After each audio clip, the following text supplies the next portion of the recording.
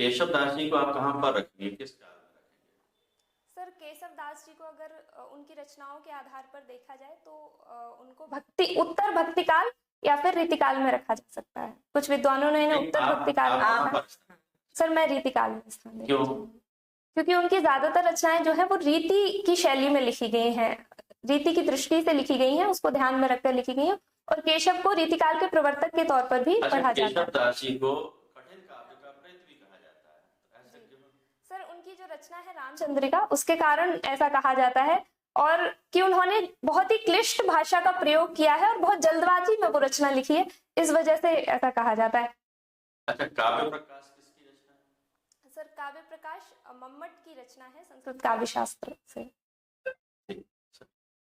भक्ति काव्य के लिए 5 प्रमुख कवियों के नाम बताओ। जी सर, 5 प्रमुख कवियों को यदि हम देखें तो कबीर दास जी हैं, जायसी हैं, और मीरा हैं, तुलसीदास जी हैं और सूरदास जी। अच्छा, इनमें से कौन से कवि आपको अच्छे लगते हैं? सर मुझे कबीर दास जी पसंद है, मीरा बाई भी मुझे बहुत क्यों?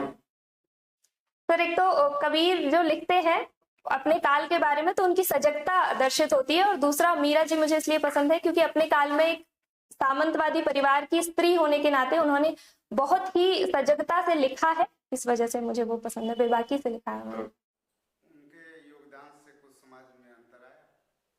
जी सर बिल्कुल, उस समय के समाज को समझने की दृष्टि तो हमें मिलती ही है, और मीरा की रचनाओं से हमें उनके समाज की और एक स्त्री की स्थिति समझने में मदद मिलती है।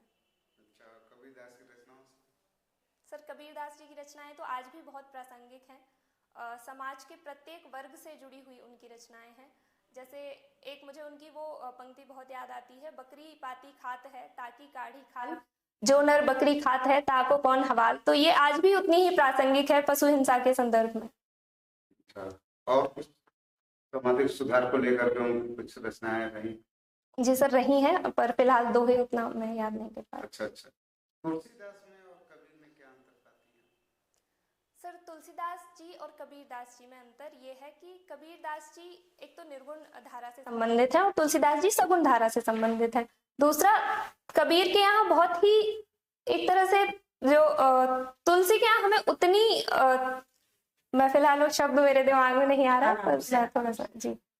तो सर कबीर दास जी बहुत ही ज्यादा सजग हैं अपने समाज को लेकर, और बच्चन जी ने ऐसा कहा है कि कबीर व्यवस्था में तात्कालिक परिवर्तन नहीं चाहते, वो क्रांतिकारी हैं, वो व्यवस्था को जड़ से समूल बदलना चाहते हैं, समूल परिवर्तन चाहते हैं। जबकि तुलसी के यहाँ ऐसा नहीं दिखता, तुलसी व्यवस्था में परिवर्तन तो चाहते हैं पर उतना नहीं जितना कबीर चाहते हैं। जी पृथ्वीराज रासो का नाम सुना है? जी सर। क्या रचना है उनकी? पृथ्वीराज रासो सर चंद्रवरदाई की रचना है, और इसमें पृथ्वीराज का चरित्र वर्णन किया गया है। क्या किया गया, कुछ बताएं। सर इसमें उनके युद्धों का वर्णन किया गया है अलग अलग खंडों में, और खंडों के नाम मैं फिलहाल नहीं याद कर पा रही हूँ, पर पद्मावती खंड मैंने इसका, पद्मावती सर्ग जो है वो मैंने पढ़ा है इसका, तो उसकी कथा वस्तु मुझे सर पद्मावती है जो कि एक राजकुमारी है, उनके पास एक सुआ है, लगभग जो पद्मावत की कथा है उससे मिलती जुलती इसकी कथा है। तो उनके पास एक सुआ है जो कि फिर उन्हें पृथ्वीराज का वर्णन करके बताता है, तो वो उनके रूप पर मोहित हो जाती हैं। फिर एक दूसरे राजा हैं जो कि उनसे विवाह करने आना चाहते हैं, पर जब तक पृथ्वीराज आते हैं उनसे विवाह करने के लिए, फिर युद्ध होता है, फिर महमूद गजनबी का आक्रमण वो भी दिखाया गया है, तो इस तरह से कथा चलती है।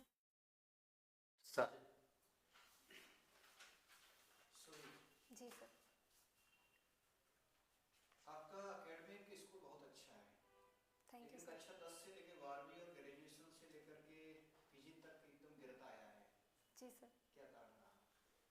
सर 10वीं में सिलेबस भी थोड़ा कम होता है, 12वीं में थोड़ा ज्यादा होता है, ये हो सकता है, या फिर मुझे लगता है कि ये कारण रहा है कि मैं एक लंबे अरसे तक मेरी रुचि के विषय नहीं थे, तो मैं पढ़ रही थी उनको, पर उतना रुचि से नहीं पढ़ रही थी, तो इस वजह से हो सकता है। जैसे आप बता रही हैं कि सब्जेक्ट पढ़ते गए और मेरा परफॉर्मेंस गिरता गया, तो फिर आप असिस्टेंट प्रोफेसर के लिए तो आपको बहुत बड़ी जिम्मेदारी आप कैसे निभाएंगे? सर क्योंकि मुझे वर्तमान में मैं जिस विषय से जुड़ी हूँ और मैं पिछले 4-5 साल से जिस विषय को पढ़ रही हूँ उसमें मुझे पर्याप्त रुचि है, और मैं उसको आजीवन पढ़ते पढ़ाते रहना चाहती हूँ। आपके एकेडमिक स्कूल से पता चलता है कि आप तकनीकी और साइंस में आपकी रुचि रही, लेकिन आप हिंदी साहित्य की और आपकी रुचि कैसे बढ़ी है, मैं जानना चाहता हूँ। सर दरअसल अगर मेरी अंक सूची हो तो मैं मेरे 12वीं में भी सबसे ज्यादा अंक जो थे वो हिंदी साहित्य में ही थे। तो साहित्य एक ऐसा विषय है जिसके साथ मैं खुद को ज्यादा जोड़ पाती हूँ। इस वजह से मेरी रुचि हमेशा से ही साहित्य में थी। बाल साहित्य में बचपन से पढ़ती आ रही थी। तो ऐसा नहीं कि एकाएक मेरी रुचि साहित्य में बढ़ी है। और विज्ञान के विषय मुझे लगता है वो भी हमें बहुत कुछ सिखाते ही हैं जीवन को लेके। तो उन्हें पढ़ना एक तरह से हो सकता है भले मेरी रुचि नहीं रही है उसमें, लेकिन मैं पछताती नहीं हूं उन्हें लेकर। काफी कुछ मैंने वहां से भी सीखा है। लेकिन ग्रेजुएशन में अगर आप साहित्य विषय ले लेती तो आपको ज्यादा सरलता महसूस जी सर, बिल्कुल। पर जैसे कि मैंने कहा कि उस वक्त मुझे इतना खुद भी अनुभव नहीं था और थोड़ा सा मार्गदर्शन का अभाव रहा, तो मैं ठीक विषय नहीं चुन पाई उस वक्त। अच्छा, ये बताइए कि हमारे पूर्वज कवियों ने लिखा है जी सर। कि समाज का साहित्य दर्पण। जी सर। साहित्य दर्पण है अधिक है या साहित्य दीपक अधिक है, या साहित्य दर्पण होना चाहिए या साहित्य दीपक अधिक होना चाहिए, इसमें आपके क्या विचार है? सर, साहित्य को हम दर्पण भी कह सकते हैं और दीपक भी कह सकते हैं। दरअसल कवि या साहित्यकार जो भी समाज में देख रहा होता है वो वही साहित्य में लिखता है। लेकिन प्रेमचंद जी अपने निबंध में लिखते हैं कि साहित्य जो है वो मशाल दिखाता हुआ होना चाहिए। तो बिल्कुल साहित्य दीपक की भांति भी होना चाहिए, लेकिन साहित्य की पृष्ठभूमि जो है वो समाज से आती है, तो वो प्रतिबिंबित तो करेगा समाज को। अच्छा, बताइए कि आपको प्रोफेसर क्यों बना है? आपकी अपनी कोई खूबियां बताइए, अच्छाई कितनी अच्छी, 4 पॉइंट। जी सर, प्रोफेसर बनने के लिए मुझे एक तो लगता है कि मेरी विषय में बहुत रुचि है। मैं अपने विषय को पढ़ते पढ़ाते रहना चाहती हूँ। और दूसरा मुझे लगता है सर, ये एक ऐसा विषय है जिससे मैं खुद को जोड़ पाती हूँ। और मुझे लगता है मेरी शिक्षण शैली काफी प्रभावी है। जब तक मुझे आत्मसंतुष्टि ना हो जाए कि मेरे विद्यार्थियों को मेरी बात समझ में आ रही है, तब तक मैं उन्हें समझाने के लिए प्रयासरत रह सकती हूँ। अच्छा, ये बताइए कि वर्तमान में आपको अगर असिस्टेंट प्रोफेसर बना दिया जाए जी। तो कॉलेज स्तर पर अनुशासन की बड़ी भारी कमी दिखती है। जी सर। तो आप उनमें अनुशासन कैसे रुचि लाएंगे बच्चों में? जी, अनुशासन के लिए सर, तो मुझे ऐसा लगता है अनुशासन के लिए सबसे पहली जो बात होती है वो, यदि विद्यार्थी की रुचि आ रही है विषय में तो वो बिल्कुल आना चाहेगा। और दूसरा, मैं ये भी प्रयास करूंगी, उन कारणों को जानने की कोशिश करूंगी जिसके कारण से अनुशासनहीनता हो रही है। मैं 1-to-1 काउंसलिंग या सेशन भी उन्हें प्रदान करवा सकती हूँ, या अगर मेरे अधिकार क्षेत्र में रहा तो मैं खुद भी ऐसे प्रयास करना चाहूंगी। एक प्रश्न और मैं पूछना चाहता हूँ आपसे इसी संबंध में। जी सर। कि यह वर्तमान के परिवेश में देखा जाए तो हमारी शिक्षा जा रही है वो तकनीकी और विज्ञान आधारित है, उसमें इंग्लिश का आधार बना हुआ है। वहाँ हिंदी साहित्य में बच्चों में रुचि कैसे बढ़ाएंगे, बड़ी चुनौती। जी सर, दरअसल सर हो ये रहा है, जैसे कि मैंने इसके बारे में फिलहाल मैनेजर पांडे का एक लेख पढ़ा था, तो उसमें मुझे बहुत अच्छी चीज मिली, मैं उसको कोट करना चाहूंगी। उनका कहना यह था कि बच्चों पर दबाव है, उनके विषय मतलब उनकी रुचि से ज्यादा क्या प्रभावी रहेगा, क्या रोजगार परक रहेगा, उस तरफ उनका ध्यान ज्यादा चला जाता है। और फिर साहित्य के लिए सिर्फ वो विद्यार्थी बच जाते हैं जिन्हें लगता है कि अब तो हम जीवन में कुछ कर ही नहीं सकते। तो उन्होंने कहा कि एक विडंबना है साहित्य के लिए कि हमारे पास सिर्फ छटे हुए और ऐसे विद्यार्थी आते हैं जिनकी वास्तव में साहित्य में रुचि ही नहीं है। तो अगर इसको थोड़ा ठीक किया जाए कि विद्यार्थियों को प्रॉपर काउंसलिंग प्रदान की जाए स्कूल लेवल पर, और उन्हें बताया जाए कि जो उनकी रुचि का विषय है वो उन्हें मिल जाएगा और वो उसमें आगे बढ़ सकते हैं, और उन्हें बताया जाए कि हिंदी साहित्य पढ़कर भी वो रोजगार के अच्छे साधन प्राप्त कर सकते हैं, तो बिल्कुल साहित्य की तरफ विद्यार्थी आना चाहेंगे। चलिए, आपने यहाँ संगीत में रुचि लिखी है। जी सर। कुछ 2 पंक्ति सुना सकते हैं? जी सर, मैं मुक्तिबोध जी की कविता है उसका गीत सुनाना चाहूंगी। नहीं। ओ मेरे आदर्शवादी मन, ओ मेरे सिद्धांतवादी मन, अब तक क्या किया, जीवन क्या जिया, उद्रम भरी कर अनात्म बन गए, भूतों की शादी में कनात से तन गए, किसी व्यभिचारी के बन गए बिस्तर, अब तक क्या किया, जीवन क्या जिया। जी सर। चलो, अच्छा, मैं आपसे पूछना चाहता हूँ कि वर्तमान के परिदृश्य में साहित्य में बदलाव के लिए काम चल रहा है और हमारे यहाँ राजनीति में साहित्य का सहारा लिया जा रहा है, उसमें भक्ति काल में बात करना चाहता हूँ। रामचरित मानस में जैसे वर्णन है, वर्तमान कहा जा रहा है कि रामराज लाएंगे, तो आप रामचरित मानस में रामराज की चर्चा किस खंड में की गई, किस कांड में की गई? जी सर, उत्तरकांड में चर्चा की गई है रामराज्य की। और पूरा मुझे परिदृश्य याद नहीं आ रहा है, पर क्रम से नहीं याद आ रहा है, पर खंड में याद आ रहा तो है। रामराज की भी 4 विशेषता बताइए कि ये रामराज हो सकता है। जी सर, तो एक तो वहाँ पे सभी लोग समान होंगे, और जो न्याय है उसका जिम्मा साधुओं के हिस्से छोड़ा गया है राम राज्य में। और सर फिलहाल मैं यही 2 पॉइंट्स याद कर पा रही हूँ। साधु का यहाँ क्या? सर जो संत समाज होगा वो, मतलब जो विद्वान लोग होंगे, विद्वान वर्ग होगा, साधु संत उनको कहा गया है, तो वही न्याय का कार्य करेंगे राम राज्य में।